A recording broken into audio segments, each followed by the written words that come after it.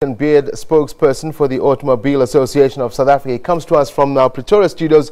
Layton, thank you very much for your patience. We were speaking earlier about the deaths so far of the Easter weekend, 30 that have happened. In fact, if I check my stats, 235 deaths in 2017 happened on the Easter weekend. Is it looking bad? Is it looking good? What should be? Can it get any worse, actually? Yeah, that's a tough question. Can it get any worse? I think it can certainly get a lot worse. I think when we look at the figures for 2017 of 235, that in itself is a shocking figure, and it's a figure that a lot of South Africans can't just look at it and go, well, that's what we expect. It happens every year. Yes, it does happen every year, but we can't be glib about it. It's a really, really big number.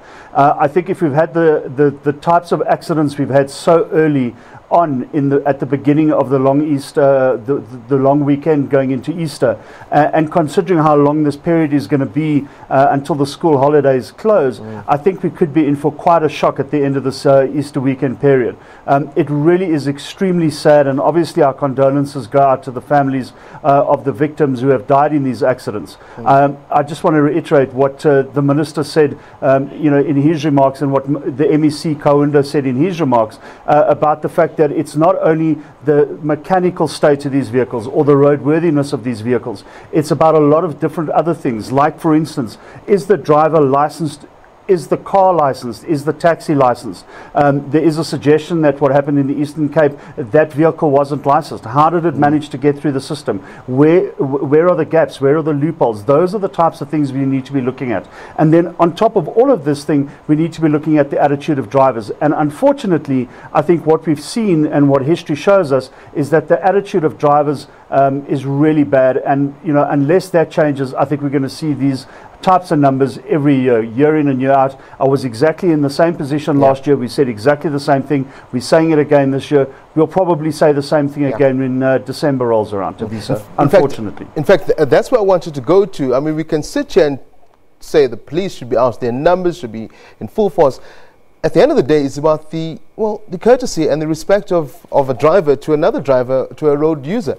And seemingly that doesn't seem to sink into our people on the roads. They want to get to their holidays as soon as possible. And by the looks of the accidents that we're having, they don't really care what happens to anyone else. Yeah, that's unfortunate. I mean, it's very, very true what you've said. I think, the government can be knocked on a lot of different things. Yes, we need more police officers on the road. Yes, we need more traffic officers on the road. Yes, traffic officers need to be looking more at moving violations than, for instance, checking on driving license discs. We know all of these things. Yes, there needs to be a lot of different things happening at the vehicle testing centres. There needs to, a lot of things need to happen in terms of the issuing of driver's licenses and professional driving permits.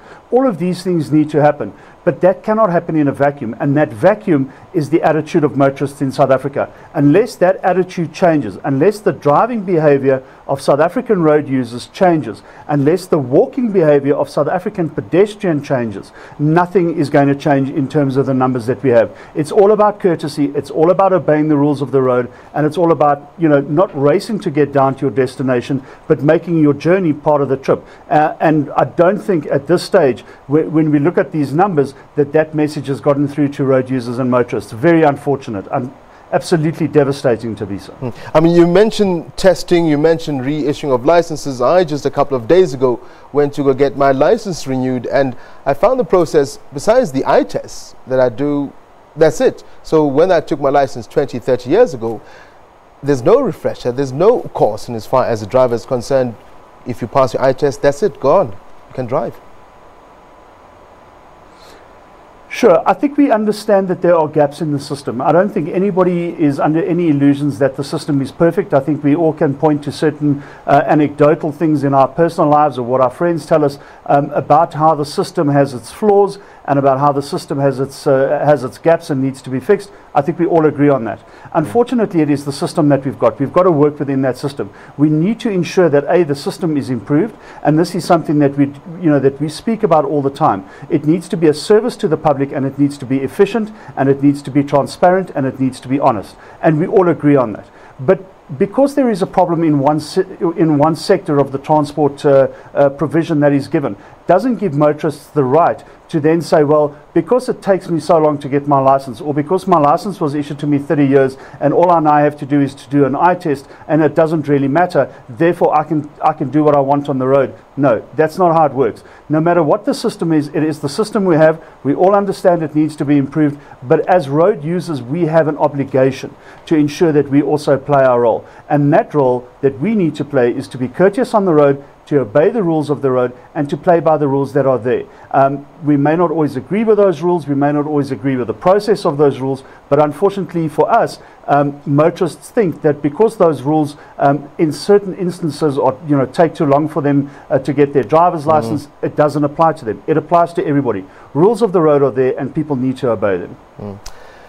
Well, Layton Beard, unfortunately, we have to leave it there. That was Automobile Association South African spokesperson Layton Beard speaking to us from our Pretoria studios. Layton, unfortunately, that's where we have to end this conversation. Hopefully the numbers in as far as deaths on our roads don't increase.